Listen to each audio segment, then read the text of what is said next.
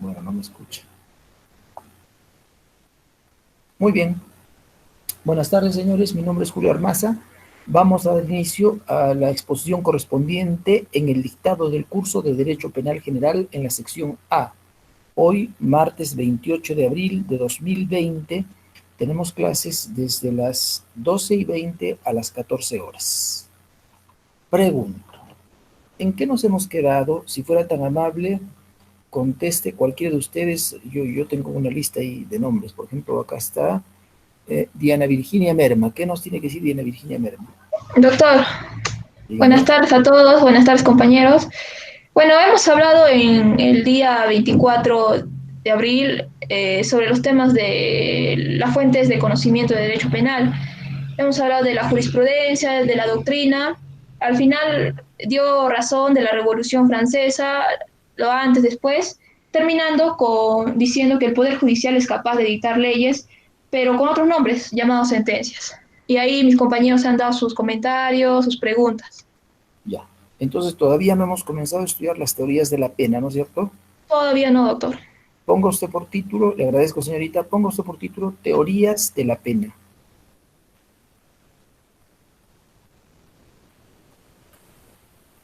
Comienzo.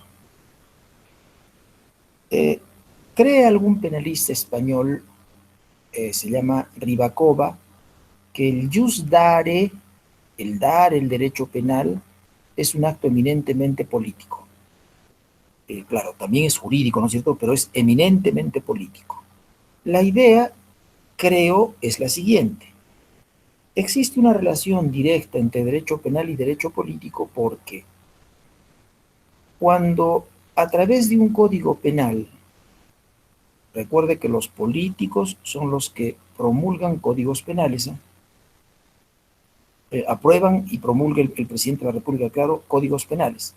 Entonces, cuando las autoridades pertinentes del Congreso primero y del Poder Ejecutivo después ponen en vigor, el presidente es el que pone en vigor ya, una ley penal discutida ampliamente en el Congreso, en el seno del Congreso por políticos, los jueces luego tienen que aplicar esas leyes penales. Segundo aspecto, cuando los juristas construyen teorías, o sea, se dedican a elaborar creaciones jurídicas por medio de manuales, tratados de derecho penal, monografías, artículos. Y los jueces, ahora que la dogmática está desarrollada por esos grandes juristas, aplican los conocimientos de los dogmáticos para resolver sus casos, lo que están haciendo en uno y otro casos. Primer caso, cuando aplican la ley. Segundo caso, cuando aplican la doctrina para resolver un conflicto que tengan en su despacho judicial. Cuando eso es así, eso ocurra, están gobernando la polis. Polis es ciudad. Según se indica en el Código Penal, que es creación de los políticos. Según se indica, según indican los dogmáticos, y han elaborado doctrinas con base en los códigos penales, lo acabo de decir, elaborados por políticos. Ribakova creo que tiene razón cuando dice que el dar el derecho penal, el jus dare, es un acto eminentemente político. Nos guste o no nos guste, el tema, el curso de derecho penal es un curso que tiene que ver con la política. Estamos haciendo política en algún sentido. Tan claro lo tiene este autor que la parte más importante de un código penal tiene que ser aquella que tiene que ver con la aplicación de las penas. Si alguien no aprende a vivir en sociedad, en la ciudad, en la polis, le aplicamos una pena. Y podemos conocer ese país donde se aplica esa pena sin necesidad de visitarlo. Se lo explico de otra manera, ¿ya? Aquí Ribakova se va a basar en otro penalista español que se llama Sebastián Soler. Sebastián Soler dice que a un Estado al que tú no conozcas se le puede decir: muéstrame tus leyes penales que te quiero conocer a fondo. En efecto, si yo le mostrase un código penal en el que hubiese retirado la carátula del código penal para que usted me identifique el país al cual pertenece ese código penal, de la simple lectura que usted haga, una vez entrenado o entrenada en el curso de Derecho Penal, o sea, aprobado el curso de Derecho Penal General 1 y aprobado el curso de Derecho Penal General 2, me refiero, por la lectura del contenido de ese código, usted conoce si ese país es un país respetuoso de la dignidad de las personas o no. Si en ese país se cultiva, se construye un derecho penal liberal, que es lo mismo decir respetuoso ya, o un derecho penal autoritario, que es lo mismo decir abusivo. Entonces, tiene razón Sebastián Soler y también Rivacova cuando recuerda que Sebastián Soler dijo que a un Estado se le puede decir, muéstrame tus leyes penales que te quiero conocer a fondo. Por todos estos aspectos, mal que bien, creo que existe alguna vinculación, alguna relación entre el dar el derecho penal y la política o el derecho político. Muy bien. Luego, se suele asignar fines a la pena. Se suele decir que la pena sirve para resocializar al delincuente y otros, en cambio, que sirve para intimidar a las personas que no hemos delinquido, pero que vivimos en sociedad y que permanentemente nos vemos tentadas, ¿sí?, a cometer delitos. Entonces, se dice las penas, la teoría de la pena, cualquier teoría de la pena, una teoría de la pena, la que usted escoja, tiene que tener una finalidad. La pena no se aplica porque sí, la pena se aplica por algo. Primera posibilidad, podría ser, digo, para resocializar al delincuente. Segunda posibilidad, podría ser, pienso, para intimidar a quienes no hemos delinquido y así conseguir y así conseguir al Estado que nos apartemos del crimen, solucionando de esa manera el problema de la criminalidad. Si esto es así, y todavía no nos consta ni a usted ni a mí que lo sea, pero si esto es así, y la pena tiene alguna finalidad y se aplica por algo, esa finalidad que tiene la pena tiene que ser la misma que tiene la disciplina que usted está estudiando conmigo durante este semestre, es decir, el curso de Derecho Penal, es decir, el derecho penal. Porque sería absurdo suponer que el derecho penal con su aplicación persigue una cosa y que la pena persigue otra diferente e incluso opuesta. Eso es insostenible. Si el derecho penal fuese una ciencia, y acaso lo sea o acaso no lo sea, pero sería triste que nosotros estudiemos 6 años para que luego nos digan que no somos científicos, ¿eh? Bueno, si el derecho penal es una ciencia, lo mínimo que tenemos que exigir es que exista coherencia entre lo que dice el derecho penal y lo que dicen los juristas respecto de los fines o propósitos por los cuales se aplica una pena. No puede existir divorcio y menos controversia entre los fines por los cuales existe el derecho penal y los fines por los cuales el juez aplica una pena, impone una pena a un sujeto que ha delinquido. Muy bien. Mientras hay juristas que creen que la pena es un bien, otros sostienen que la pena es un mal. Mientras hay juristas que creen que la pena mira al futuro, otros sostienen que la pena mira al pasado. Mientras hay juristas que creen que el hombre es libre, otros juristas creen que no lo es. Mientras hay juristas que creen que la culpabilidad es un componente o presupuesto de la pena, otros juristas niegan esta posibilidad. De todo ello, directa o indirectamente, se ocupa la teoría de la pena. Muy bien. Profesor Julio, ¿y cuántas teorías de la pena conoces tú? Contesto. Bueno, yo conozco 4 o 5 teorías de la pena, pero admito que habiendo leído el tratado, bueno, parte del tratado de Derecho Penal de don Luis Jiménez de Azúa, me he enterado, he tomado conocimiento que solo las teorías retributivas pasan de 12, solo las teorías retributivas. Por consiguiente, seguramente existen muchísimas, pero muchísimas teorías de la pena que yo no conozco. Me parece que las que en un curso de pregrado debe conocer un alumno para estar habilitado y poder ejercer su carrera son pocas, las que vamos a estudiar hoy día. Pero no todas ellas fueron apareciendo simultáneamente, sino poco a poco. Así, un jurista alemán de apellido Zacarías, se escribe con Z, ¿ya? Zacharía, se escribe Zacharía. Zacharía, ¿sí? Es quien primero distinguió entre teorías absolutas y teorías relativas. Después de este autor, un discípulo del filósofo Hegel, el nombre del discípulo del filósofo Hegel es Anton Bauer, con B grande, ¿ya? Anton Bauer luego va a agregar a las teorías, perdón, va a agregar a las teorías absolutas y relativas de las que habló el jurista anteriormente mencionado, las teorías mixtas. Por consiguiente, hasta aquí parece que tenemos unas teorías absolutas, unas teorías relativas y unas teorías mixtas. El siglo XIX,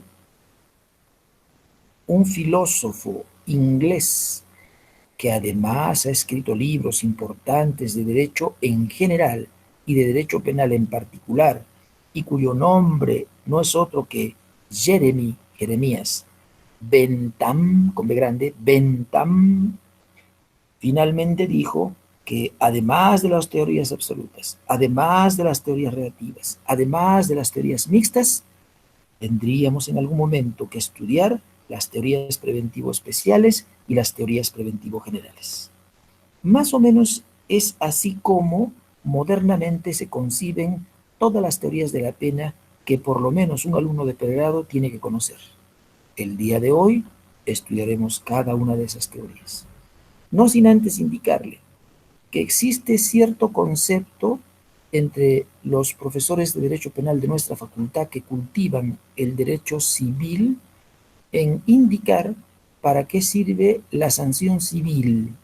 Así como existen sanciones penales, existen sanciones civiles, sanciones administrativas, etcétera, etcétera. La sanción civil sirve para restituir y reponer el daño ocasionado.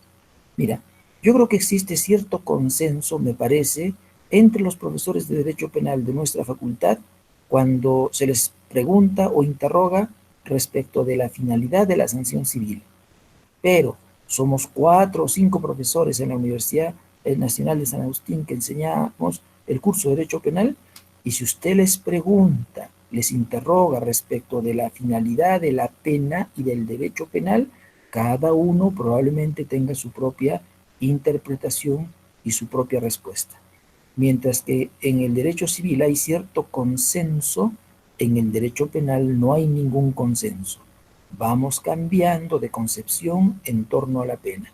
Y recuerde que a mi modo de ver, lo más importante, lo que urgentemente debería conocer un alumno para aprobar y estudiar el curso de Derecho Penal es precisamente la teoría de la pena.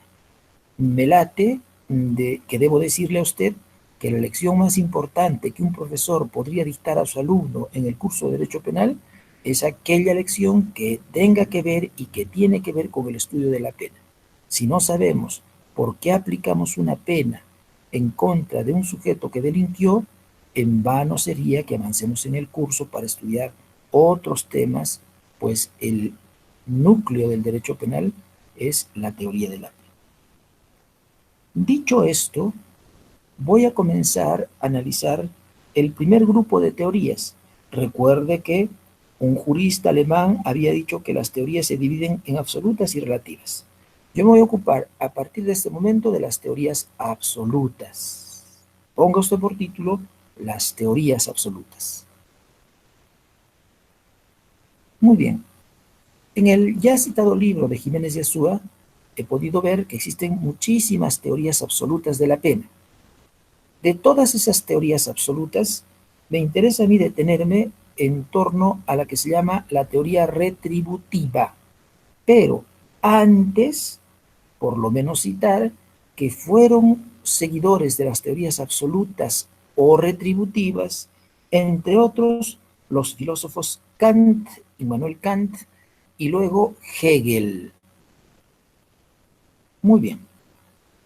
Primero Kant sostenía que no todos los delincuentes son merecedores del privilegio de ser castigados penalmente con una sanción retributiva, sino solo aquellos que son conscientes del daño que han ocasionado.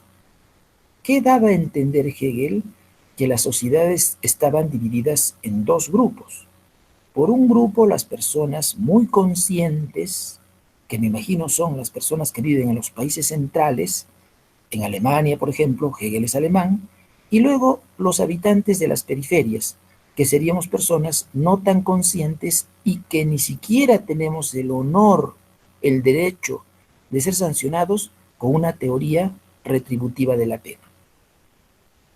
Bien, no me sorprende que Hegel diga eso, porque Hegel siempre ha visto por encima de los hombros a todas las personas que no vivimos en los países centrales. Ha llegado a sostener que los ciudadanos de los países centrales tienen derecho a conquistar a los ciudadanos de las periferias. Por lo tanto, si no existimos, ni siquiera tenemos el honor de ser sancionados cuando cometamos delitos a través de una pena, de una teoría de la pena absoluta o retributiva. Muy bien. ¿Qué hay que hacer entonces, profesor, con los que viven en las periferias? Simple y llanamente hay que eliminarlos. Y una forma de eliminarlos podría ser, claro, la imposición de la pena de muerte. Hay que matar a todos los que no sean habitantes de los países centrales y que no tengan capacidad para tener conciencia de que su acto es delictuoso. Mientras eso decía Hegel, antes que Hegel, Kant también se había mostrado retribucionista. En algún momento él llega a hacer mención del derecho talional, el jus talionis, ¿cierto? Entonces, va a decir Hegel, el derecho penal no mira al futuro, el derecho penal mira al pasado. A las personas se las castiga no para que no cometan estos delitos en el futuro, o para que otras personas, al ver cómo el Estado castiga a los delincuentes, estas otras personas no cometan delitos. El derecho penal no puede ser utilizado para eso. El derecho penal se aplica porque el delincuente delinquió. ¿Qué queda claro? Que para las teorías absolutas, también llamadas retributivas, el derecho penal se aplica para que se haga justicia. No podemos dejar de administrar justicia. Hay que rendir culto a la diosa de la justicia, ¿verdad? Si alguna persona ha cometido un delito, la castigamos por lo que hizo. Y así, como sociedad, saldamos toda eventual deuda que tengamos con la justicia. Hay que condenar y aplicar la sanción penal al sujeto que delinquió, mire que voy a utilizar la palabra en tiempo pasado, porque delinquió, no para que no delinca más tarde. Tan convencido estaba Immanuel Kant de que el derecho penal y la pena tendrían que preocuparse por ver el pasado del sujeto y no el futuro, que trabajó con el siguiente ejemplo, que usted lo puede encontrar en su libro de Filosofía del Derecho. Decía Kant, supongamos que todos nosotros, jóvenes alumnos, que somos 50 según ven en la pantalla, conmigo seríamos 51, viviésemos en una isla en medio del océano Atlántico, del océano Pacífico, lo que fuere. Y que nos hubiésemos organizado tan bien que constituyésemos una pequeña comunidad jurídicamente, valga la redundancia, organizada. O sea, que constituyésemos un pequeño Estado, que tuviésemos un pequeño poder judicial, un pequeño Congreso, un pequeño poder ejecutivo, y nuestros científicos y nuestras universidades y nuestros colegios y lo que fuere. Según nuestras necesidades, claro, de repente no requerimos tener tampoco estas cosas. Pero como somos una pequeña comunidad jurídicamente organizada, nuestros científicos nos hayan informado que el día de hoy se va a desatar un tsunami que va a destruir esta pequeña isla o isleta que habitamos y en la cual somos los únicos habitantes. Pero va a ser de tal magnitud el tsunami, va a ser un problema tan complejo que va a desaparecer todo indicio de vida en la isla. Por consiguiente, hemos tomado la decisión de irnos, dispersarnos por el mundo y abandonar la isla, disolviendo de esa manera esta pequeña comunidad jurídicamente organizada. Este pequeño estado ya no va a existir desde las 12 de la noche en que todos nos vamos a ir. Entonces continúa Kant. ¿Y qué hacer? Se pregunta, con aquel condenado a la pena de muerte que tenemos en la cárcel, cuya ejecución tendríamos en circunstancias normales que ejecutar hoy día a las 8, a las 20 horas. ¿Qué hacer? Pues ahí caben dos respuestas. Aquellos de mis alumnos que se inclinen a favor de una teoría retributiva o absoluta dirán, como la pena mira al pasado y no importa si este delincuente se va a resocializar en caso de que no lo matemos, o no se va a resocializar, o va a vivir en otra nueva sociedad en caso de que lo soltemos, o no va a vivir, total, ya esta sociedad a la que dañó no va a existir. Entonces, lo que habría que hacer, dirán algunos de mis alumnos, es aplicarle la pena capital, la pena de muerte, así rendimos el culto que nos habíamos comprometido a rendir a la justicia, todos contentos, nos vamos y vamos a ser seres felices en otros países. Quienes sigan una teoría preventiva dirán, no, pues ahí no se puede aplicar la pena, tendríamos que soltarlo. Total, este señor ya no es ninguna amenaza para esta sociedad que no existe. Entonces, depende de la teoría con que tú trabajes para que resuelvas el problema planteado por el filósofo Immanuel Kant. ¿Alguno de ustedes creerá que deberíamos ejecutar la pena de muerte para que se haga justicia? Máxime si al derecho penal y a la teoría de la pena con la que usted trabaja solo le interesa ver el pasado, te condeno porque has delinquido pasado, otros dirán que no, que como la pena mira al futuro y ese sujeto ya no tiene futuro porque esta sociedad no tiene futuro y es imposible que cometa delitos en esta sociedad que ya no va a existir, lo soltarán, lo liberarán, no ejecutarán la pena de muerte. He ahí más o menos las ideas que tienen Hegel y Kant en torno a la teoría de la pena. Ellos definitivamente se inclinan a favor de una teoría absoluta o de una teoría retributiva. Punto aparte. Hasta aquí, mis amigos, ¿alguna duda? E inmediatamente continuamos, claro. 30 segundos nos tenemos. ¿Alguna duda, alguna sugerencia? ¿Se está escuchando bien? ¿No hay problemas? Profesor, Dígame, Diana. usted dijo que iba a hablar de las teorías absolutas, relativas, también de las teorías mixtas, pero he escuchado en otros juristas que hablan de la teoría simbólica. Vamos a hablar también de la teoría Claro, en simbólica. algún momento lo haremos, señorita. Claro que Ok. sí. ¿Algo más? Profesor, buenas tardes. Julián, dígame. Profesor, ¿me podría repetir lo que opina Kant? No me quedó muy claro. O sea, lo de Hegel Claro. sí, pero lo de Kant. Kant dice que el único propósito de la pena, si tuviese alguno, es que se haga justicia. Si un sujeto cometió un hecho delictuoso, para que se haga justicia, nos guste o no nos guste, porque cometió ese hecho delictuoso, mire, fíjate, está mirando el pasado, porque cometió ese hecho delictuoso, tenemos que castigarlo. Y luego ya pone el ejemplo, ¿no es cierto? Por lo tanto, si esta sociedad se va a disolver a consecuencia de un tsunami y tenemos al último condenado, ¿qué hacemos con él? Fácil, dice Kant. Condenémoslos, o sea, no, apliquémosles la pena de muerte. Y luego ya nos vamos tranquilos. Total, ya se hizo justicia. Nada más dice. Adiós, Julián. Muchas gracias, profesor. Doctor, Darling, dime. sí, el nombre de teorías absolutas o retributivas, ¿en qué se basa? O sea, me refiero a qué se refiere en sí el nombre de teoría absoluta. No lo sé. No tengo la más remota idea, ¿ya? Así le llaman por los jueces. Las teorías absolutas o las teorías retributivas. Ahora que voy a explicar las retributivas, te vas a dar cuenta pues, en qué consiste la retribución. Esto va a ser fácil. Ya, doctor. ¿Ya? Bien, si no hay más, amigos, comencemos entonces a hablar de las teorías retributivas. Ya hemos hablado de Kant, hemos hablado de Hegel, que son retribucionistas, que siguen las teorías absolutas. Pero, ¿qué es el retribucionismo, profesor? Ahora sí, expláyate. ¿Qué es el retribucionismo? ¿Qué pretende el retribucionismo? Veamos. Fíjese, no va usted a confundir teoría retributiva con venganza. La venganza, dicen los penalistas, es ciega.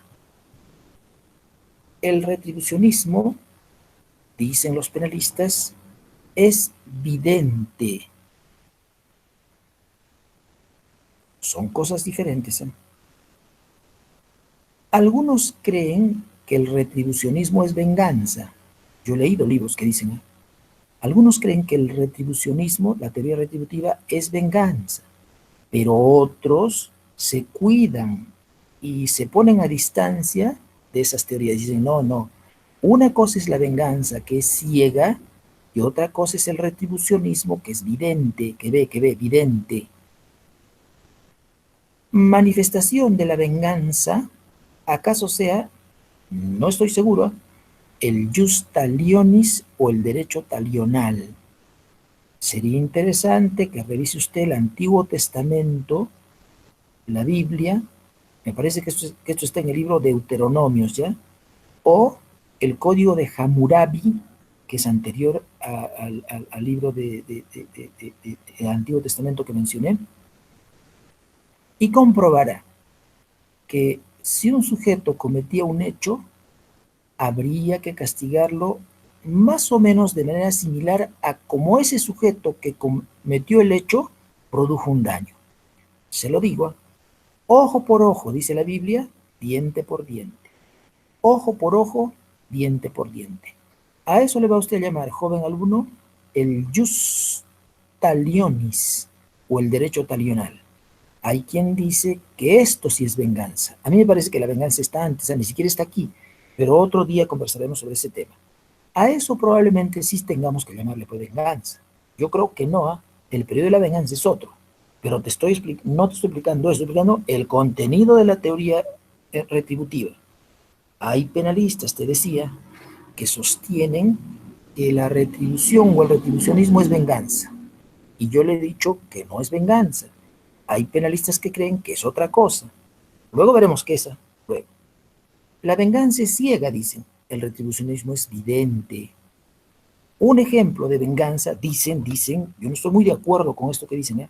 Un ejemplo de venganza es pues el derecho talional, el jus talionis, que usted lo va a encontrar en la Biblia, en el Antiguo Testamento, y lo va a encontrar en el Código de Hammurabi. Bien. El jus talionis se expresa a través del siguiente sintagma: ojo por ojo, diente por diente. Si un sujeto A lesiona al sujeto B y le malogra, extirpa el ojo derecho, el derecho penal va a posibilitar para que el lesionado a su vez le extirpe el ojo derecho al agresor ilegítimo, al delincuente.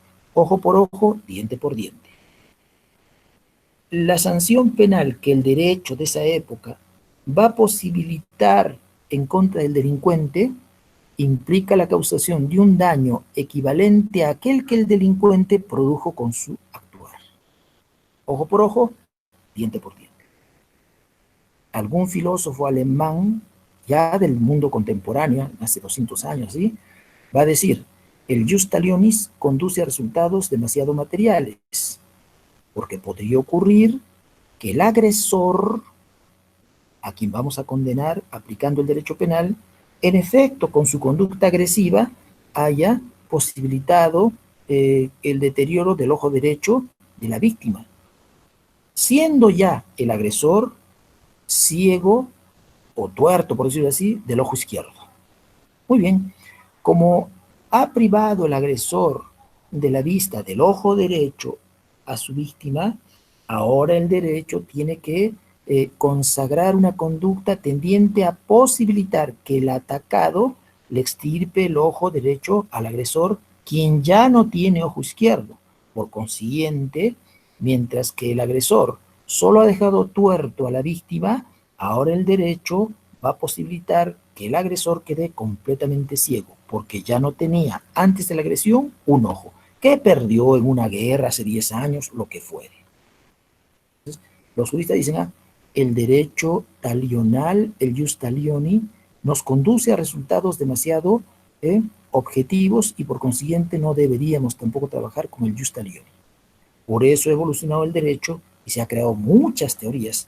Y últimamente, hace 200 años, el retribucionismo jurídico penal. Se dice, quienes critican a la teoría retributiva, que los retribucionistas son unos salvajes porque lo que están haciendo es dar vida a la teoría de la venganza o al jus talionis. Muy bien. Pero algún penalista, cuyo nombre te lo voy a dar más tarde, e incluso vamos a leer algún material otro día, no hoy, oponiéndose a esto que te estoy explicando, va a decir, no es verdad que retribucionismo y venganza sean la misma cosa, son cosas totalmente diferentes. Por ejemplo, dice, lo repito por quinta vez, sexta vez, la venganza es ciega y el retribucionismo es vidente. Muy bien. ¿Qué cosa es entonces, profesor? Retribuir. ¿Qué cosa es, profesor? La pena. Contesto. La pena para los retribucionistas no es otra cosa que la causación de un mal en contra del sujeto que delinquió. Fíjese cómo los retribucionistas no tienen ningún problema en reconocer que aplicar una pena es causar un mal en el sujeto que delinquió, cosa que les causa aversión a quienes siguen otro tipo de teorías. Por ejemplo, las teorías preventivas, que son las teorías que están de moda. Ellos jamás van a admitir, y menos ante sus alumnos, que con la pena se causa un mal. Ellos van a decir, no, no, eso es mentira. Con la pena se hace un bien, o a la sociedad o al delincuente. Sobre este tema vuelvo más tarde, vuelvo otro día. Solo me interesa describir el panorama. Quienes sigan una teoría retributiva no tienen, repito, ningún problema en admitir que a través de la imposición de la pena no se hace otra cosa que causar un mal en el delincuente. Punto aparte. Pero no cualquier mal, sino uno, dicen, exactamente proporcionado a aquel mal que el delincuente produjo con su acto criminal. Pero no cualquier mal, sino uno exactamente idéntico al grado de culpabilidad con el que obró el delincuente. Mientras que la venganza es ciega, el retribucionismo es vidente. Mientras que la venganza es irracional, el retribucionismo es racional, porque se detiene para medir, para cuantificar, para calcular qué cantidad de daño es el que con la pena va a producir en contra del delincuente, teniendo en cuenta para ello la cantidad de daño que produjo el delincuente. El retribucionismo no se encarga de aplicar cualquier mal, solo el mal y únicamente el mal que... A ver, hay un alumnito que me está escribiendo una pregunta, vamos a conversar. ¿Quién es? A ver, es que hay varias preguntas. Yo no, si me detengo a absorber todas las preguntas, estoy arruinado. Por ejemplo, Crisabel Calderón me dice, entonces la teoría retributiva solo busca la justicia, pero no obtener un beneficio para el futuro, como sería la resocialización. Le voy a contestar a Calderón, sí, es como ella dice. Sí. A Rey Aarón Velázquez me dice, yo creo que retribucionismo al sujeto que delinca hay que aplicarle una pena equivalente proporcionada al delito que cometió. Le vamos a hablar, sí, eso dice el retribucionismo. Sí, eso dice, pues, precisamente. Sí, eso es lo que dice el retribucionismo. Bien. Entonces, retrocedo. A ver, Diana Virginia Merma quiere hacerme una pregunta. ¿Pero qué? Pero Diana...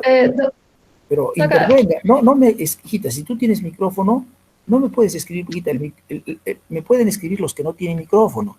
Pero si tú ya. tienes micrófono, hijita, ¿qué estás escribiendo así? No me perdiendo el tiempo por gusto. ¿Qué te pasa, hijita? No hay tiempo. Tú pregunta, profesor, Eh, una pregunta, punto. Te deja de escribirme, una pregunta de frente. A ver, qué quieres preguntarme? ya, doctor, usted ha dicho que el retribucionismo es vidente, pero lo que yo tengo entendido es que la teoría relativa es vidente y el retribucionismo es invidente. O sea, quiere decir que se hace evidente en ese mismo momento al comparar con el Justa Talionis. Dianita, no hables de lo que no conoces. ¿Cómo se te ocurre preguntarme de las teorías preventivas que dicen que el retribucionismo es vidente si todavía no hemos desarrollado, pues, hijita, las teorías preventivas o relativas? Entonces, tú me dices, yo he leído un autor que dice que las teorías preventivas sí son videntes y que el retribucionismo es ciego. Cuando lleguemos a las teorías relativas, que voy a poder recién exponerlas, te voy a poder contestar. Ahorita, hijita, no me preguntes cosas que no he desarrollado porque no sé, no tengo ni la menor idea, tendría que leer un libro. ¿Me entiendes? Ok, ya, ya, doctor, Ya está. gracias. Bien, punto aparte. Entonces, vuelvo a, recuerde, céntrese en lo que estoy explicando. Solo estoy hablando del retribucionismo. Nada más. Otro día también voy a hablar, pues, de las teorías preventivas. Ahí me pregunta usted todo lo que... Ahora pregúnteme del retribucionismo. Además, tú no sabes si yo sigo una teoría retributiva. Entonces, yo no estoy defendiendo la teoría retributiva. Te estoy diciendo cómo es que las explican los profesores. ¿Qué dicen los juristas del retribucionismo? Luego usted quedará en libertad, pues, si quiere hace caso a lo que dicen los juristas, si quiere no hace caso, se interesará, no se interesará por una teoría. Eso a mí no me interesa, ¿ya? Yo solo explico el contenido del curso. Entonces, continúa. Luego los retribucionistas dicen que el retribucionismo es vidente porque no aplica cualquier mal vengándose del delincuente, no. Solo le aplica un mal proporcionado, como me dice por ahí algún alumno, Rey Velázquez Vega, solo le aplica un mal equivalente. ¿A qué equivalente? ¿A qué, profesor? Al mal que el delincuente produjo con su obrar. Primera cuestión. ¿Y cómo tiene que ser además el mal que el Estado causa o produce en el delincuente? Tiene que ser también proporcionado no solo al mal, sino también al grado de culpabilidad. Entonces, hablaré de eso a continuación. Fíjese, cuando el delincuente coge una pistola, apunta, dispara y mata, va a lesionar un bien jurídico que se llama vida. La vida, me parece, en un Estado de Derecho, es el bien jurídico supremo. No hay bien que valga más que la vida. Punto aparte. En un Estado autoritario hay otros bienes que valen más que la vida. Ya los irás conociendo conforme te vayas formando, ¿ya? Pero los atentados contra la vida no creo que sean los bienes jurídicos, no creo que sea lesionar los bienes jurídicos que valen más. Eso será por un Estado de Derecho, como el nuestro, en cuyo artículo primero y anteriormente el preámbulo dicen la persona humana es el fin supremo de la sociedad y el Estado. Entonces, esta constitución que tenemos y este código penal que tiene que ser hecho con base en esa constitución, aunque luego no haya sido con base en esa constitución, porque la constitución es del 93 y el código es del 91, pero tuvo como base entonces la constitución de 1979, eso lo tengo claro, ¿eh? Pero en fin, pero el discurso es otro. Le decía, si un Estado de Derecho lo más importante es el ser humano y el bien jurídico más importante de ese ser humano es la vida, me imagino, el delito más terrible que puede cometer una persona es privar, cegar de la vida a otra persona. Bien, si eso es así, la pena mayor que corresponde aplicarse al delincuente homicida se reserva para este caso, para el homicidio precisamente. Si el Estado no es liberal, respetuoso, como yo te digo, si no es autoritario, seguramente que la vida no vale tanto, más vale otras cosas sino la vida. En fin, sobre ese tema conversa con tu profesor de Derecho Constitucional. Muy bien. ¿Cómo tiene que cuantificar la pena el Estado creando códigos penales y los jueces dictando sentencias condenatorias? Fácil, joven alumno. Si el daño producido por el delincuente es mayor, la pena es mayor. Si el daño producido por el delincuente es menor, la pena es menor. No es lo mismo que coja un cuchillo la gente y que cercene un brazo al sujeto pasivo, que si coja un cuchillo y le rompa las prendas o le produzca una lesión en la uña, en el dedo índice, pequeñita la lesión, etcétera, etcétera. En el primer caso la lesión es mayor, en el segundo caso la lesión es menor. Es de suponer que conforme a una teoría retributiva en el que se aplica y rige el principio de proporcionalidad, la pena será mayor en el segundo caso y la pena será menor en el segundo caso. En derecho penal solemos decir que la palabra daño es sinónima de antijuridicidad, aunque luego, revisando tú más tarde el diccionario de la Real Academia de la Lengua Española, te percates que no hay ninguna razón para suponer que daño significa antijuridicidad. Pero los penalistas trabajamos con esa jerga nueva, terminología nueva, medio complicada, tenemos un idioma para nosotros solos, no lo sé. Entonces, grábate esta idea. Cuando yo te diga hay mayor daño, si quiero digo daño, si quiero digo antijuridicidad, me da lo mismo. Aunque luego tú me critiques más tarde, luego de revisar el diccionario y decir, profesor, pero no son por palabras sinónimas. Ya sé que en el argot común y corriente y hasta técnico, desde el punto de vista lingüístico, no son sinónimas las palabras daño y antijuridicidad, pero los penalistas decimos que sí son sinónimas. ¿Ya? ¿Por qué? Ya lo veremos. El segundo semestre voy a estudiar la antijuridicidad. Entonces, avanzo. Ahora sí, avanzo. Profesor, disculpe.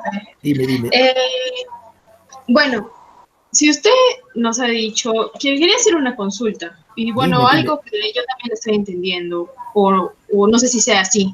O sea, si nos dice que la pena es un mal que, bueno, yo entiendo, yo sé que la pena es un mal que va a implicar sufrimiento, dolor y aflicción a la persona humana, ¿no? Sin embargo, la aceptación o la negación de esta pena dependería de si es posible comprobar su utilidad en el caso específico.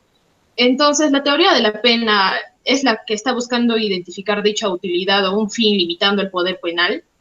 O sea, sin embargo, faltaría comprobar si en realidad se cumple o se hace efectiva dicha utilidad, porque considero particularmente, no sé si me equivoqué, que el Estado debe ser guardián de la justicia y una pena útil, o sea, que solamente sirva para mandar a la cárcel a las personas, pero que no sea justa, vendría a ser ilegítima, carece de legitimidad, ¿o no? Le agradezco, Alison. Ya hay varias cosas que no sé si logre contestarlas todas, pero si no lo logro, usted vuelva a preguntarme. ¿Eh? Es muy pertinente su pregunta, ¿ya? A ver, le explico. Los retribucionistas no se interesan, les interesa nada, bien poco o nada, no se interesan porque aplicando una pena que en sí acarrea un mal, se pretenda conseguir una finalidad o utilidad, ¿no? No les interesa. Quienes creen que aplicar una pena debe conllevar la obtención de un beneficio, ya para el delincuente, ya para la sociedad, son los que siguen una teoría preventiva o relativa. Pero hoy día, señorita, no estamos estudiando esas teorías. No me pregunte por qué dicen ellos. ¿Eh? Ya te voy a explicar otro día. Conténtate por lo pronto con saber que no pierden el sueño los retribucionistas porque aplican penas sin encontrar una utilidad, sin perseguir alguna utilidad. Primera cuestión. Segunda cuestión. No porque a ellos no les interese si con la aplicación de la pena se obtiene alguna utilidad, no por eso niegan la posibilidad de que si con la imposición de una pena se logra un fin útil, hay que aceptarlo. ¿Me explico? Los retribucionistas dicen, te voy a condenar porque has delinquido. Luego, si ingresando al penal de Socabaya tú vas a ser un hombre feliz y en la sociedad donde vivías todos también vamos a ser felices y así solucionamos el problema de la criminalidad y combatimos el crimen efectivamente y nunca más va a haber crímenes en la ciudad de Arequipa. Mira, si surge esa utilidad, enhorabuena, bienvenida a la utilidad, pero no es requisito sine qua non preocuparnos porque con la aplicación de la pena obtengamos algún fin útil. Esa no es función del derecho penal. El derecho penal, dicen los retribucionistas, tiende a aplicar una pena independientemente de si de esta aplicación de la pena se deriva algo útil o no algo útil. Lo único que quieren los retribucionistas es que se haga justicia. Te voy a condenar porque has delinquido. El juez te envía a la cárcel, te condena, te mata, lo que fuera, ya se hizo justicia. Primera parte, segunda parte de su pregunta que le contesté. Tercera parte. Profesor Julio, ¿y qué es la justicia? Contesto. Dice Ulpiano que es dar a cada uno lo que le corresponde. Usted por internet busque Ulpiano, concepto de justicia, lo que fuere, y le va a decir, es dar a cada uno lo que le corresponde. Al delincuente le corresponde esta cantidad de pena, le damos esa cantidad de pena y todos contentos. Punto aparte. Pero Ulpiano, señorita Alison Brenda López Caballero, es un jurista romano que ha vivido hace más de 2000 años. No me cabe en la cabeza que hoy, en el siglo XXI, deba seguir siendo justicia lo mismo que pensó debería serlo para su época Ulpiano. Se lo voy a decir de otra manera. Si hemos evolucionado como personas y hoy vamos a la Luna y a Marte y no sé qué más y construimos seres humanos a través de la clonación, bombas atómicas y todo lo demás, fíjate, yo no entiendo cómo hemos quedado tan atrasados en cuanto al concepto de justicia. A mí me parece que la justicia no es eso solamente, debería ser otras cosas más. En otros términos, ni siquiera tengo una concepción clara de lo que es la justicia y sin embargo los penalistas no tienen ningún problema en decirle a usted a través de la teoría retributiva, lo único que se quiere es que se haga justicia. ¿Qué es la justicia? Todos tus profesores te van a repetir como loros, es dar a cada uno lo que le corresponde. O sea, te van a decir lo mismo que te ha dicho Ulpiano hace 2000 años. Me late, ese concepto ya tiene que ser revisado o ya debe ser revisado 50 veces en los siglos pasados, ¿ya? Entonces, ni siquiera me contenta a mí esas palabras tuyas cuando me dices, entonces, profesor, lo que pasa es que el retribucionismo solo pretende alcanzar la justicia. Seguramente, señorita, pero ¿qué es la justicia? Yo no lo sé, muy pocas personas lo saben, ¿acaso nadie lo sepa? Ahí deja esa cuestión, ¿ya? No sé, Alison, si llegué a contestarte. Si no, tú dime, sí, falta otro tema, otro punto, profesor. No, sí, profesor, gracias. Ya, ahí dejamos esa parte, ¿ya? Entonces, avanzo. Profesor, tengo una pregunta Dígame, para Julián. Con esta teoría de la pena retributiva, ¿no estaría afectando el libre albedrío? Porque creo que no se puede verificar, por así decirlo, la culpabilidad, o no se puede demostrar la culpabilidad del delincuente, por así decirlo. Justo ahí voy a ir, ¿ya? Eso me toca tocar en este momento. ¿Algo más, amigos? Bien. En efecto, Julián me dice, profesor, pero es medio complicado lo que dice la teoría retributiva. La teoría retributiva ha dicho, hay que causar un daño equivalente a aquel que produjo el delincuente con su hecho criminal y proporcionado al grado de culpabilidad. La pena tiene que ser proporcionada a dos cosas. Primero, al grado de antijuricidad o daño, primero, y segundo, de acuerdo al grado de culpabilidad. A menor daño o que es lo mismo decir, a menor antijuricidad y a menor culpabilidad, menor pena. A mayor daño, que es lo mismo decir, a mayor antijuricidad. A mayor antijuricidad y a mayor culpabilidad, mayor pena. Eso es el retribucionismo. Entonces surge un problema, que Julián lo acaba de plantear. Profesor, si eso es así, tenemos un problema. ¿Por qué, Julián? Porque, me dice Julián, no es tan difícil medir el grado de antijuricidad o daño, pero sí es casi imposible medir el grado de culpabilidad. Primer punto, no es tan difícil medir el grado de daño. Claro, no es tan difícil porque existen métodos, medios para hacerlo. Por lo menos respecto de una buena cantidad de delitos, si no de todos. Veamos, si una persona le desfigura el rostro a otra utilizando un cuchillo o lo que fuere, el médico legista le dirá al juez, señor juez, esa herida profunda producida por el agresor ilegítimo, adrede profunda, ha generado una huella indeleble en el rostro de la señorita misma que tenía como profesión el de actriz o presentadora de televisión o lo que fuere, pues modelo, lo que fuere, ya reina de belleza, lo que fuere. Por lo tanto, Ahora, con esa huella indeleble en el rostro, ya no va a poder trabajar. La han despedido del programa televisivo, radial, donde trabajaba, lo que fuera. El daño que se le ha producido a esa señorita es muchísimo mayor que en caso de que la herida no hubiese sido en el rostro, sino en el brazo y en una zona en la cual ella podía muy bien cubrirse utilizando una chompa, una polera, un polo, lo que fuere. Entonces, fíjese usted, no estoy diciendo que en el segundo caso no ha cometido delito. En los dos casos ha cometido el delito de lesiones graves del artículo 121 del Código Penal. Lo que estoy diciendo es que si el daño es mayor en el primer caso y eso se mide con una pericia médica, y el daño es menor en el segundo caso, el juez tiene que aplicar una pena mayor en el primer caso y una pena menor en el segundo caso. Por consiguiente, el grado de daño o de antijuridicidad puede ser más o menos o con alguna dificultad reconocido. Otro ejemplo, si ingreso a tu casa y me llevo $1,000, el daño es menor que si ingreso a tu casa y me llevo $10,000. Con mayor razón ahora que necesitamos dinero para salvar el problema de coronavirus. Entonces, y aunque no fuese esta época, ¿no es cierto? Claramente tú te das cuenta que 10,000 vale más que 1,000. En el primer caso, 10,000, hay un daño o antijuridicidad mayor, y en el segundo caso, 1,000, hay un daño o antijuridicidad menor. El juez, al momento de cuantificar la pena, tiene que tener en cuenta estas circunstancias.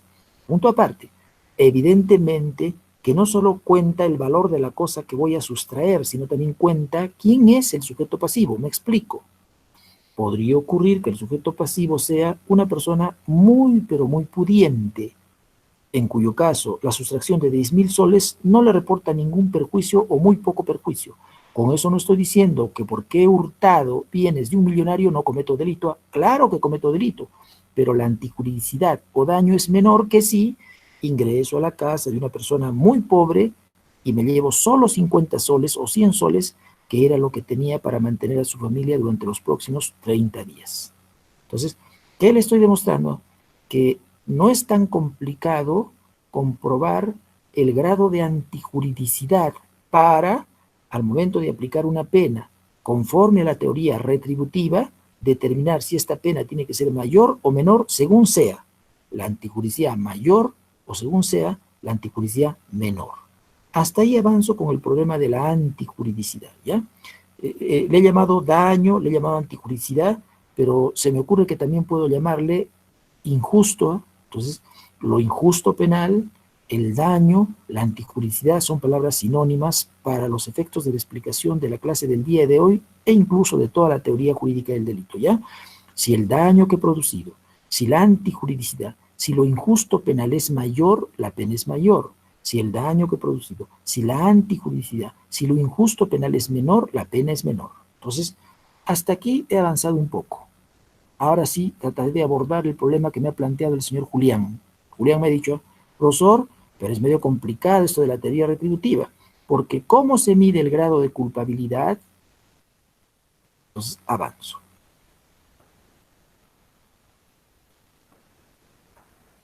Fíjese,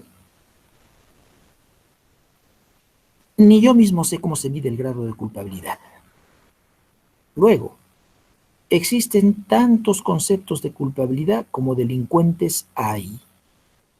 Somos 7,500 millones, 7,000 millones de habitantes, 7,000 millones de habitantes en el planeta Tierra. Por consiguiente, deberían existir 7,000 millones de conceptos de culpabilidad. Cada uno de nosotros es más o menos culpable al momento de delinquir. No existe, jóvenes alumnos, un solo concepto de culpabilidad, porque no existe, acá voy a criticar a un penalista alemán que se llama Yascha, aunque no debo citar autores. Bien, entonces, repito, existen 7,000 millones de conceptos de culpabilidad. El derecho se tiene que adecuar a la realidad, y mi realidad es distinta a la tuya, y a la de Julián, y a la de Heidi Calderón, y a la de Diana Merma, etcétera, etcétera, etcétera. Entonces, existen tantos conceptos de culpabilidad como delincuentes.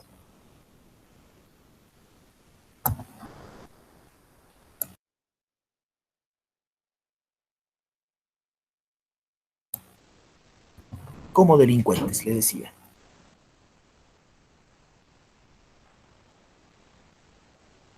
Algún autor alemán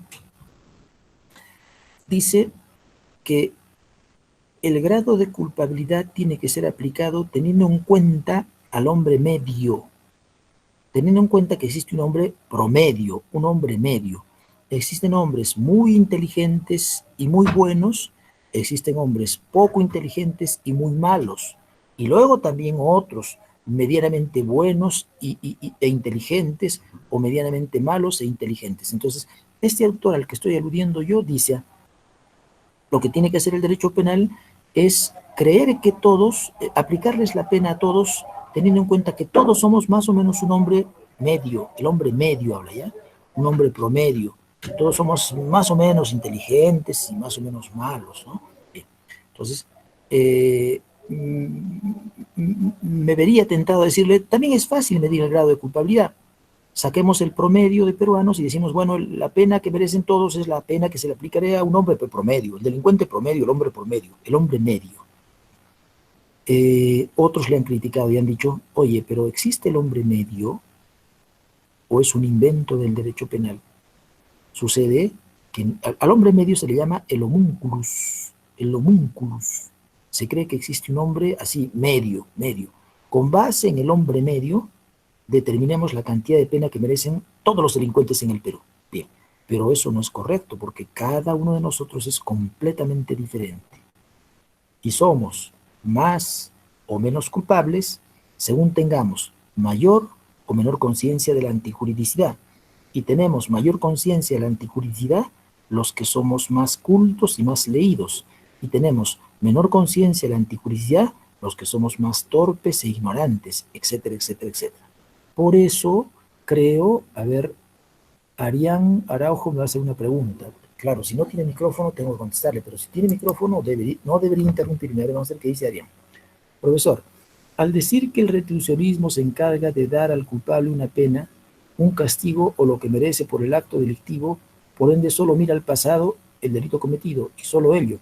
Yo entiendo y me pregunto que si bien se encarga de ello únicamente, este puede tener fines indirectos porque con la aplicación de la pena puede motivar que otros delincuentes no cometan estos delitos, siguiendo ello, no sé si me esté equivocando. ¿Este retribucionismo puede tener efectos secundarios? Le contesto, ¿ya? Le contesto. Arián Araujo, entonces ustedes han escuchado su pregunta, ¿no es cierto? Me dice, profesor, pero claro, el retribucionismo mira al pasado, pero si la gente, por ver cómo el Estado está castigando al delincuente, si aparta del crimen, indirectamente la teoría de la pena está cumpliendo funciones preventivo generales. Ya eso se llama preventivo generales. ¿Es correcto como razona? Le contesto a Arián, es completamente correcto como razona usted. Continúo entonces, ahora sí, vuelvo a lo mío. Existen tantos conceptos de culpabilidad como seres humanos, le decía ya. El derecho se tiene que adecuar a la realidad, no la realidad al derecho. Entonces, si el derecho se tiene que adecuar a la realidad y yo soy más culpable que usted, yo merezco más pena. Si usted es menos culpable que yo, usted merece menos pena. No existe el hombre medio. Todos somos completamente diferentes y enhorabuena que seamos diferentes. Punto aparte. Pero la cosa no queda ahí. La cosa se complica más porque yo le voy a demostrar en su momento, el próximo semestre, que la culpabilidad tiene dos componentes. El más importante, ya tiene un componente, se llama la libertad. Yo no puedo predicar del delincuente que sea culpable si es que no le atribuyo cierta capacidad para autodeterminarse antes de la realización del hecho delictuoso. Me explico. No es que el delincuente haya nacido delincuente como dicen los positivistas. No. El delincuente ha querido delinquir. Él es libre de escoger entre delinquir o no delinquir. Y si se inclinase a favor de la comisión de un hecho delictuoso, tiene que responder según esa capacidad que tuvo para autodeterminarse. A la capacidad de autodeterminarnos le llevamos también libertad, ya, a la libertad. ¿Qué significa? Que los retribucionistas dicen que el hombre es libre y por eso lo reputan culpable y por eso le aplican una pena según ese mayor o menor grado de culpabilidad. Si la libertad es gradual y la culpabilidad es gradual, regulable, graduable, y lo es, entonces tenemos que considerar lo siguiente. Si cogiese un arma y encañonase con ella a Julián Alexander Puma Núñez y le dijese, si tú en este momento, mira que yo soy capaz de matarte y te voy a matar si no cumples la orden que te voy a dar. Quiero que lesiones a la señorita Pérez. Yo te apuesto que Julián no va a tener otra alternativa para salvar su vida que lesionar a la señorita Pérez. De lo contrario, lo mato. Pregunto, ¿Julián tuvo libertad para escoger entre lesionar o no lesionar a la señorita Pérez? Contesto, estuvo determinado a lesionar porque no tuvo un ámbito de libertad como lo tiene en este momento que yo no estoy frente a él. Todo eso determina, cuantifica la pena. La pena es vidente para el retribucionismo porque mira eso. No es que sea ciega, es mira, dice, ¿cuánto de libertad tuvo Julián? Tal cantidad de libertad. Muy bien, entonces es más culpable. Tuvo menos libertad, es menos culpable. No tuvo ninguna libertad, entonces no es culpable. ¿Qué dicen los retribucionistas? ¿Qué colegimos del discurso de los retribucionistas? Que si retribuir un mal equivale a causar un daño al sujeto autor de un hecho delictuoso, solo tiene sentido hacerlo si es que antes comprobamos que fue libre, si tuvo capacidad para escoger entre delinquir o no delinquir. Eso genera un problema que nunca los penalistas podemos saber a ciencia cierta si el hombre es libre o no es libre, porque la libertad, a diferencia de lo que ocurre con el homicidio, el aborto, el tráfico de drogas, las lesiones, que sí son instituciones jurídico-penales, la libertad no es una institución jurídico-penal. La libertad es un tema, un capítulo de la filosofía. Los únicos que saben o intentan saber o estudian para saber si el hombre es libre son los filósofos. Nosotros los penalistas nunca le dedicamos un capítulo a la libertad. A ver, ponga usted por título la libertad. No sabemos si el hombre es libre. Pero, ¿acaso hay que presuponer que lo es porque el hombre se siente libre y nada más? Pero luego no existe un instrumento que nos sirva para comprobar, una computadora, una inyección, un test, no sé, una regla que sirva para medir si el hombre es libre o no es libre, y cuán libre es el hombre, y lo fue en el momento de la comisión del hecho delictuoso. Ese es el talón de Aquiles de los retribucionistas, el que no puedan demostrar que el hombre fue libre al momento de decidirse a cometer el delito. Por consiguiente, a los retribucionistas se les hace varias críticas. A saber, primero, se dice que la teoría retributiva carece de fin práctico. Entonces, ¿para qué vamos a trabajar con un derecho penal que no pretende lograr un fin utilitario? Es la pregunta que me decía la señorita antes que Julián, ¿no es cierto? Una muy buena pregunta. Me decía, pues, entonces eso no persiguen fines prácticos, le contesto. En efecto, esa es pues la crítica que se hace al retribucionismo. Se dice, los retribucionistas son unos loquitos que explican sus teorías sin tener en cuenta que el derecho penal, al momento de aplicar la pena, debe tener a la vista la obtención, o como propósito, la obtención de un fin práctico. El derecho penal debería servir para algo. Por ejemplo, debería servir para resocializar al delincuente o debería servir para acabar con la criminalidad. Entonces, el talón de Aquiles, la falla de los retribucionistas, es una crítica que se les hace, es que con sus teorías ¿sí? No llegan a obtener ninguna finalidad práctica. La segunda crítica que se les hace es que los retribucionistas dicen que la pena debe ser proporcionada al grado de injusto. Injusto significa daño antijudicial, ¿no es cierto? Entonces dice, los retribucionistas dicen que la pena debe ser proporcionada al grado de injusto y al grado de culpabilidad. Pero, acá viene la crítica, no es posible medir la cantidad de daño y la cantidad de culpabilidad. Punto aparte. Y la última crítica que creo se les hace a los retribucionistas es esta. Puesto que los retribucionistas dicen que el hombre es culpable y un componente de la culpabilidad es la libertad, es indemostrable el concepto de culpabilidad. Los retribucionistas trabajan con un concepto indemostrable. Eso pertenece al estudio de las metafísicas, pero no de las ciencias duras, exactas, etcétera, etcétera. Por consiguiente, la teoría retributiva es una teoría que no vamos a seguir. No te estoy aconsejando eso, te digo, ¿no? Es una teoría, dicen pues los críticos, ¿no es cierto? Los críticos dicen, por consiguiente, dado que los retribucionistas no pueden contestar estas tres críticas, es una mala teoría. Punto final. Con eso terminé de explicar la primera teoría, que es la teoría retributiva o retribucionista. Quedo a vuestra disposición. Si no hay ninguna pregunta, en un minuto yo cambio de tema.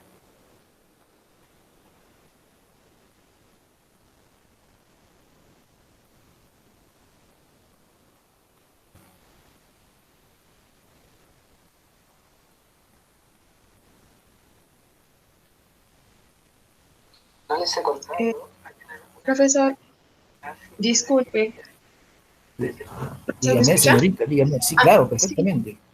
Entonces, lo que usted nos ha dicho es que no hay penas sin culpas o sin culpabilidad. O sea, Exactamente. entonces esto constituye una garantía propia del derecho penal liberal que ha estado profesando. Y Exactamente. ahora bien, por ejemplo, si la pena es una expresión del derecho y obligatoriamente ese poder de la pena va a desmotivar al individuo a cometer un acto. Entiendo. Entonces, si la norma ha de poder motivar a un individuo, este individuo a su vez va a tener que ser motivable. O sea, lo que se supone es que su capacidad de reconocer el valor que tiene esta. Pero si el Claro. sujeto hace un mal uso de esta libertad, entonces se hace acreedor de una pena.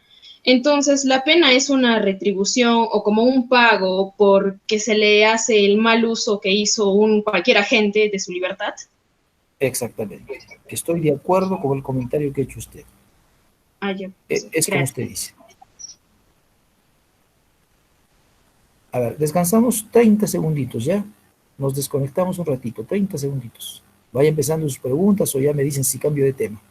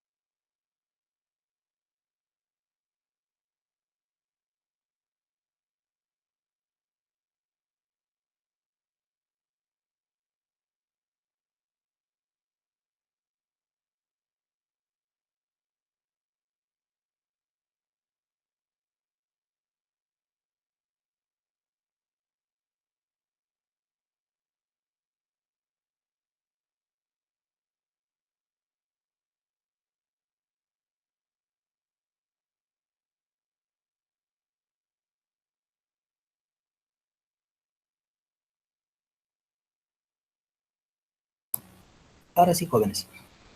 ¿Alguna duda?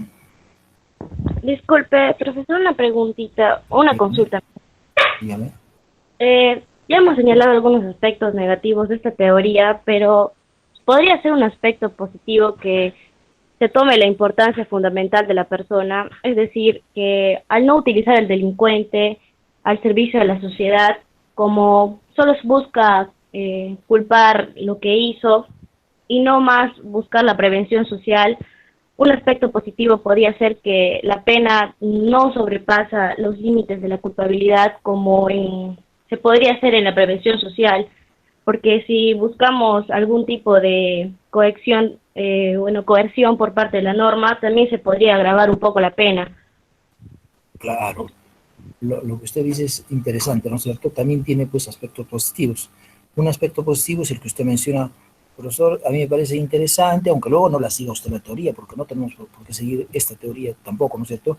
A mí me parece interesante que esta teoría por lo menos reconozca que el hombre es pues libre y que tenga que ser capaz de responder por sus actos, que es lo mismo decir que sea culpable, porque no se puede estar castigando a las personas sin que sean culpables. Eso ya también lo dijo tu compañerita que acaba de intervenir. Entonces las dos compañeritas dicen cosas interesantes, ¿ya? Es una, bueno, la última es la que dice que es una buena. Solo también tiene cosas meritorias, tiene cosas interesantes, aunque yo no la siga, claro. Reconozco que la teoría preventiva especial tiene cosas interesantes. No hay pena sin culpabilidad, no hay culpabilidad sin libertad, y luego el hombre va a ser visto como hombre y no como medio, según hacen otras teorías, al parecer o no parecer. Yo todavía no las he descrito, ¿verdad? Luego volvemos sobre esas nuevas teorías. Le agradezco el comentario de la compañerita. Gracias a usted. Profesor, tengo una pregunta. Dígame. Lo he escuchado o he leído también un poco y no entiendo la parte en la que el Estado no tiene o no sitúa en espacio y tiempo cuándo debería ejecutar la pena. Pero no entendí su pregunta. ¿Cómo no sitúa en espacio y tiempo? A ver. O sea, he leído un poco sobre esto de la teoría retributiva un aspecto negativo sería que el Estado no determina cuándo imponer la sanción, la pena. No le entiendo la pregunta. Pero vamos a ver. Si una persona comete un delito, la detienen o no la detienen, le abren una investigación, luego la juzgan, en una época termina el juicio y pues la condenan, tiene que llegar un momento que la condenen. No entendía a qué se refiere usted. ¿Mm? ¿Qué pasó, joven amigo? No, creo que la formulé mal, profesor. A ver, nuevamente, no, con calma, no se preocupe, reformúlela, dígame, no quise decir eso, quiero decir otra cosa, dígame, ¿qué quiere usted decir? O la guarda usted, de repente mañana, pasa mañana, seguimos conversando, tampoco se desespere ya, replantee su pregunta, que a mí me interesa conocerla y seguimos en contacto. Si quiere ahorita, si quiere en 10 minutos, si quiere mañana, cuando quiera, ¿ya? ¿Alguna otra pregunta, jóvenes? Profesor, Dígame. una consulta. No me quedó claro cómo se aplicaba lo que es la teoría de la retributiva en el caso del homicidio. ¿Si me podría explicar, por favor? Ya, fácil. No solo en el caso del homicidio, en todos los casos lo que tiene que hacer el juez, creo, es lo siguiente. Mire, no es lo mismo matar que lesionar. Un sujeto puede coger un cuchillo y lanzarlo sobre su enemigo. Si su propósito era matarlo y no lo mata, se equivoca, tiene mala puntería, hay tentativa de homicidio. Si su propósito era solo lesionarlo y no lo lesiona, hay tentativa de homicidio, de lesiones, perdón, de lesiones. Bien. El mismo Código Penal va a jerarquizar los bienes jurídicos. En el artículo 106 se va a ocupar del homicidio y en el 121 de las lesiones. Como el homicidio tiene un tratamiento preeminente, está antes que las lesiones, y además luego la pena que ha previsto el legislador para el homicidio es mayor que la pena que ha previsto para las lesiones, claramente usted se va a dar cuenta que el bien jurídico vida vale más que el bien jurídico integridad física y salud. Por consiguiente, el Estado dirá, el juez dirá, si este sujeto quiso matar, lo voy a condenar por una pena, lo voy a condenar con una pena mayor que si quiso lesionar. Usted yo sé que ya me va a preguntar ahorita, profesor, ¿y cómo comprobar que el sujeto, cuando lanzó el cuchillo, no quiso matar, sino solo lesionar? O si no, ¿cómo comprobar que está mintiendo? Porque en realidad lo que quiso hacer es matar, pero a él le conviene decir que quiso lesionar. Total, ni en el primero ni en el segundo caso, ni lo mató ni lo lesionó. Le contestaría, si usted me quiere replicar con esa pregunta, no tengo ni la más remota idea, porque yo solo enseño derecho penal material, sustantivo. Ya usted va a tener un profesor de Derecho Procesal Penal que le va a decir cómo se aplica el derecho material o sustantivo, ¿ya? O sea, a mí no me interesa saber cómo se comprueba. A mí lo que me interesa es explicarle qué ocurre. Ocurre en el mundo real que hay un sujeto que lanza un cuchillo y no mata a nadie ni lesiona a nadie. Si quiso matar, habría que aplicarle una pena que se llama tentativa de homicidio, que es mayor que si hubiese querido solo lesionar y que no lesiona porque tuvo mala puntería. Hasta ahí llega mi entendimiento, ¿ya? Hasta ahí yo tengo la obligación de contestarme. El cómo se prueban o no se prueban estos hechos ya es materia de otro curso que se llama Derecho Procesal Penal. Yo ni enseño procesal penal, ni tengo los conocimientos necesarios para poder conversar sobre ese tema con usted. Doctor, buenas tardes. Una consulta. Dígame. Por ejemplo, ¿qué pasa si usted nos indica que tienen que existir dos factores, el grado de daño y el grado de culpabilidad? Por ejemplo, ¿qué pasa si es que uno de estos dos falta? En el caso de las negligencias. En el caso de las negligencias no habría culpabilidad, porque no ha sido su querer hacer daño. Sin embargo, ha habido un daño inminente. Y por el otro lado, como dijo, las lesiones de tentativa tiene una Pero culpabilidad. una por una, ¿ya? Una por una. Ahorita me formula usted la segunda pregunta. Sí, Primero por le favor. contesto la primera, ¿ya? Mire usted. A ver, le voy a decir lo mismo que le he dicho hace 3, 4 preguntas a una compañerita. ¿Qué me está usted preguntando de teoría del delito si usted no tiene ni idea de lo que es la teoría del delito? Como no tiene usted ni idea de lo que es la teoría del delito, por eso osa usted decir, profesor, en los delitos imprudentes no hay culpabilidad. Cuando yo le explique el próximo semestre teoría del delito, le voy a demostrar que en los delitos imprudentes tiene que haber culpabilidad. Lo que usted está confundiendo es culpabilidad con dolo. Lo que usted me quiere decir es, profesor, en los delitos imprudentes la gente no quiere matar, no hay dolo. Claro, ahí sí tendría usted razón. Pero cuando usted me dice, profesor, es claro que en los delitos imprudentes no hay culpabilidad, está usted hablando cosas que no son. Claro, su pregunta es de derecho penal, comprendo que es usted una señorita muy interesada y no debería desanimarla, ¿no es cierto? Está bien, está muy bien, pero no le puedo contestar su pregunta porque no es pues de lo que estoy conversando, es de teoría del delito y yo estoy hablando de la teoría de la pena. Entonces, la primera parte, profesor, usted está diciendo que hay que medir la pena de acuerdo al grado de culpabilidad, pero yo sé que los delitos imprudentes no tienen culpabilidad. Le contesto, ¿sabe usted mal, pues señorita? Porque los delitos imprudentes, obviamente que hay culpabilidad. Entonces, también en los delitos imprudentes hay que medir el grado de pena teniendo en cuenta la mayor o menor culpabilidad con que obró el médico en el delito imprudente. Se lo digo de otra manera, aunque no tengo por qué decirle por qué este el delito eso, se lo digo de otra manera. Si el médico es más versado en su ciencia y pudo operar óptimamente, pero se fue a tomar un café en el momento en que tenía que terminar la intervención quirúrgica, obviamente que es más culpable. Él no quiso matar, pero se fue a tomar un café. ¿Cómo sería tomar un café en medio de operación? En fin, sobre ese tema vuelvo el próximo semestre. ¿Qué más me quiere usted preguntar, señorita? Eh, bueno, mi otra pregunta era similar. En el caso, digamos, de que solo haya culpabilidad, en el caso, digamos, que existe una tentativa, pero no se cometió el acto. En ese caso, según la teoría retributiva, se podría emitir un juicio. Se Claro que podría sí, claro, y razona usted muy bien ahí, ¿no es cierto? Usted me está diciendo, profesor Julio, si he consumado el hecho, en teoría el delito le vamos a llamar eso disvalor de resultado, ¿ya?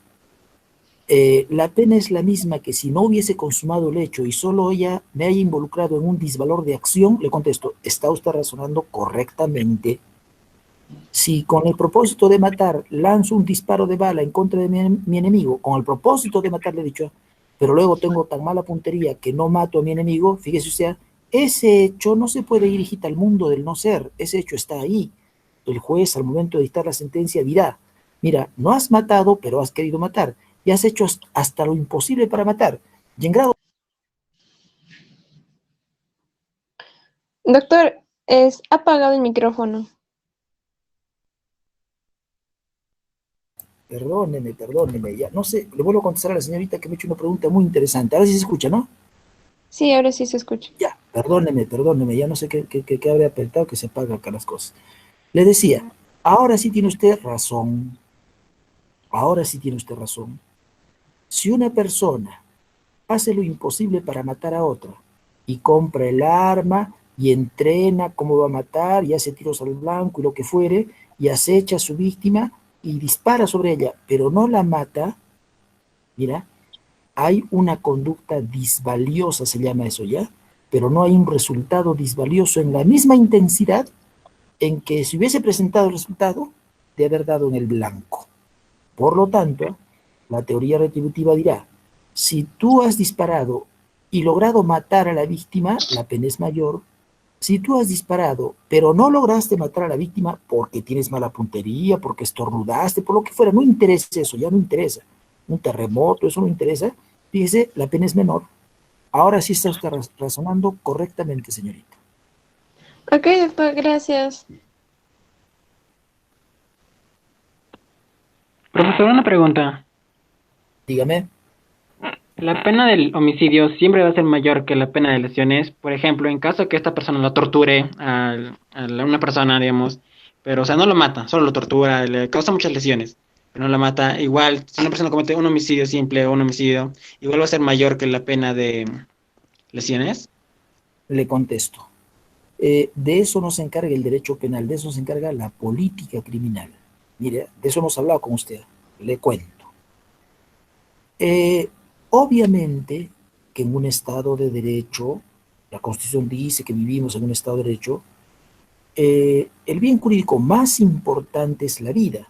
Es de suponer que el homicidio debe ser castigado con pena mayor que un atentado contra otro bien diferente. Por ejemplo, el patrimonio. Bien. Pero, ¿qué ocurre con algunos códigos, incluyendo el peruano? Si usted revisa el artículo 106, que no lo vamos a hacer este año, verá que si una persona mata a otra, a lo mucho, como mucho, se le impone 20 años de privación de libertad. Ahora revise usted el 189, que es el delito de robo, pero si una persona comete el delito de robo del 189 infine significa parte final, merece cadena perpetua. Bien. Me imagino que la política criminal es la encargada de decirle a los congresistas, señores congresistas, pero es absurdo, pues, cómo el patrimonio y el daño subsecuente al patrimonio seguramente va a valer más que la vida. Lo que más debe valer en este país es la vida, y luego el patrimonio pues ocupa un lugar menor. Antes que el patrimonio está la libertad sexual, para comenzar. Antes que el patrimonio está la integridad física y la salud, para comenzar. Antes que el patrimonio está, por ejemplo, la vida del feto, para comenzar.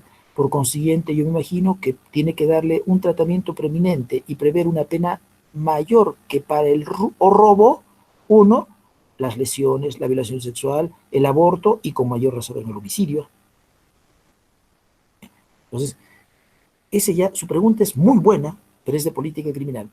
Habría que ordenar los códigos correctamente para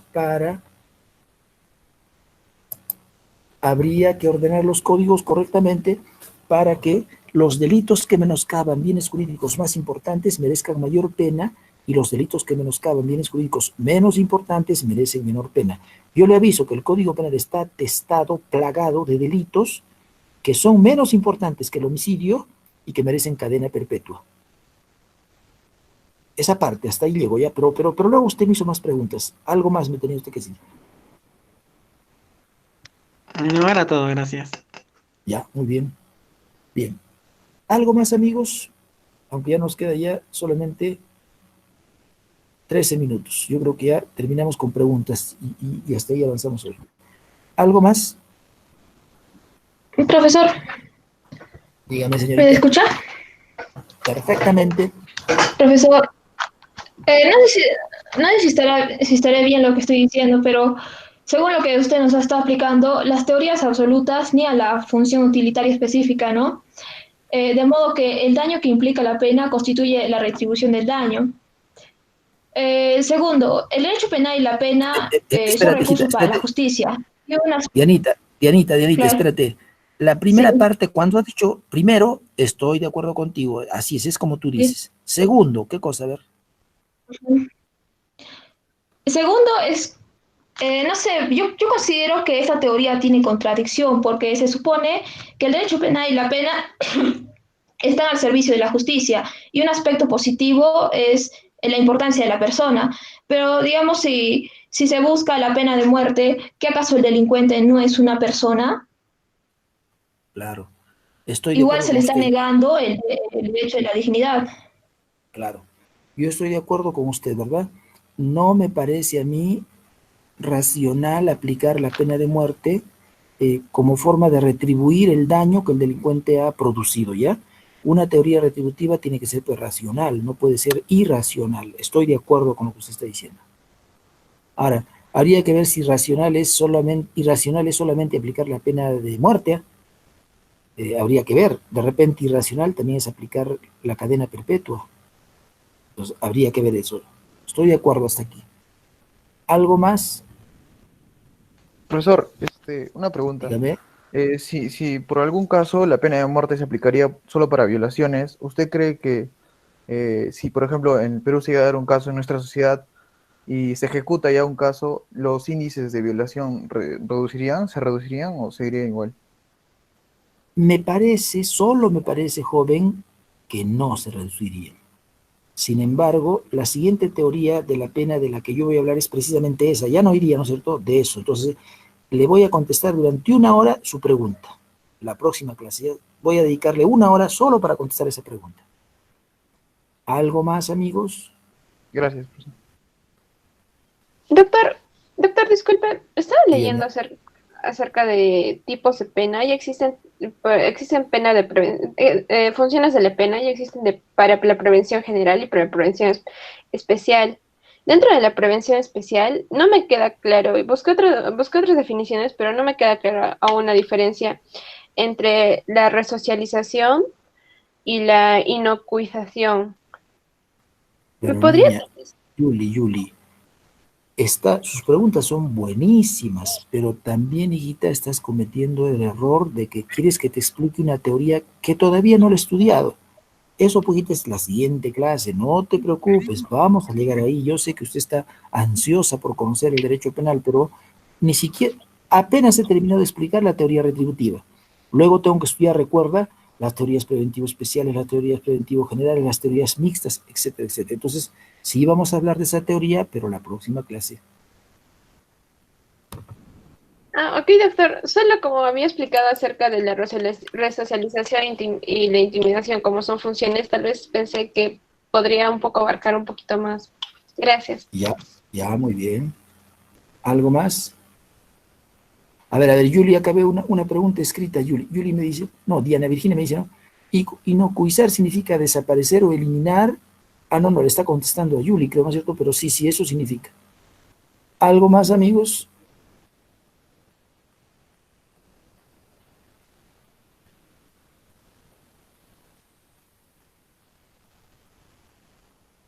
Bien. Profesor, Entonces, dígame, Karen, dígame. una pregunta, no sé si viene el caso, pero ¿libertad es igual a libre albedrío? Es lo mismo, es lo mismo. Se puede decir, el hombre es libre, si usted quiere dice eso, o basta con que diga usted, el hombre goza de libre albedrío. Está bien lo que está usted diciendo ya. Yo, profesor, soy una persona libre. Eso es lo que me está diciendo. Yo, pues, hago lo que quiero, pues, soy una persona libre, claro, respetando las pautas de conductas que me imponen mis padres. Luego yo hago lo que me da la gana, soy una persona libre. ¿Qué me está usted diciendo? Yo gozo de libre albedrío, me está usted diciendo. Lo mismo es. Es lo mismo, señorita. Muchas gracias por la Muy bien. respuesta. Bien, yo creo, jóvenes, nos vemos la próxima clase. Un abrazo, estamos en contacto. Que tengan buena tarde. Chao.